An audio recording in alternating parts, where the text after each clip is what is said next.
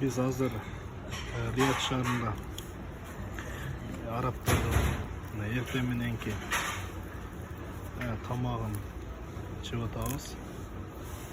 Hatta şunday çaykanlar varken هذا يسمى ilgari özler yaşagan üylerde kop jasa koyuptur.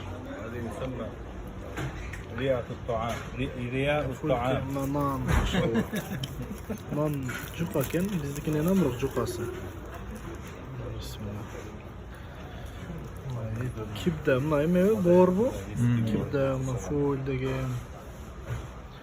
Yanına da unuttuk tamam olsun. Uzak bırak. Sana başka olur. Tamam bismillah.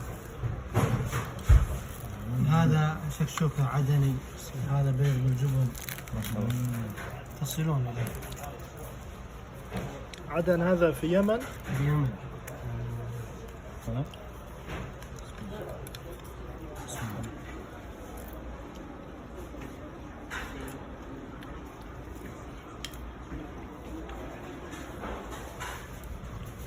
Bu çay. Türkler uçup çay içer. والله